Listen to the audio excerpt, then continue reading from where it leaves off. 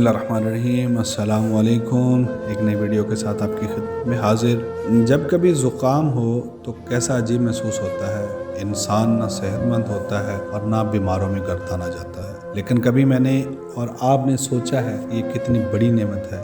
गर्मी में ज़ुकाम हुआ, मज़े मज़े के ठंडे ठार जूस पीकर अब ज़ुकाम का मतलब हुआ कि जिस्म में ठंडक ज़्यादा हो गई है, कुछ ठंडी चीज़ें कम की जाएँ। खजूर खा लें तो वो भी फ़ायदेमंद मसाला का काम देगी। अगर ज़ुकाम ना होता तो हम ठंडी चीज़ें खाते रहते और नमूनिया हो जाता तो ज़्यादा बिगड़ जाए तो मौत भी वाक़ई हो सकती है। यानी ज़ुकाम रहमत हुआ।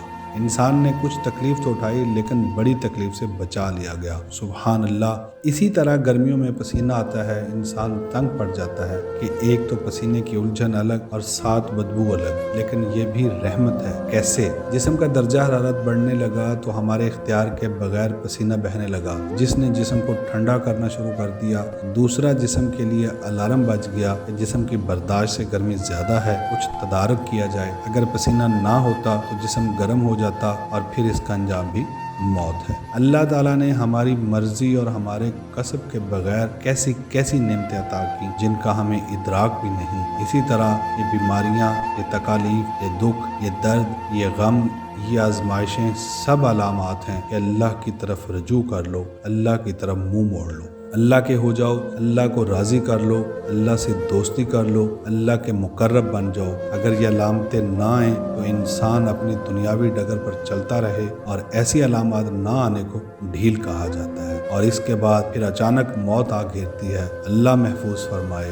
बात ये हो रही थी कि इन अलामात से तंग भी आएंगे, तकलीफ भी होगी, लेकिन ये दायमी तकालीफ से बचाने वाली हैं। जिस तरह ज़ुकाम और पसीना बहना बड़ी बीमारियों और मौत से बचाने वाली हैं, इसी तरह ये दुनियावी तकालीफ उखरवी हलाकत से बचाने वाली हैं। जब गाड़ी की सुई टेम्परेचर ज़्यादा जाहिर करे तो फ़ौरन रेडिएटर में पानी डाला जाता है, फिर भी सही ना हो तो फ़ौरन वर्कशॉप ले जाया जाता है ताकि बड़े मसले या बड़े खर्चे से बचा जा सके। इसी तरह जब ये तकालीफ आएँ तो तौबा का पानी डालें, नदामत के आंसू बहाएं, दुआ की दवा लें, सदका का सहारा लें, 2 नफल हाजत पढ़ें, सालिहीन के पास जाएं, इनसे दुआ करवाएं और साथ साथ खुश भी हों कि आप ढील दिए जाने से बच गए हैं। ये अलामात ज़ाहिर हो गई हैं और आपको रुजू इल्लल्लाह की तौफीक हो गई है। नाज़रीन, अगर आपको हमारी ये वीडियो पसंद आई हो तो प्लीज़ हमारे चैनल को सब्सक्राइब करें और बेल आइकन को प्रेस कर दें ताकि हमारी हर आने वाली वीडियो का नोटिफिकेशन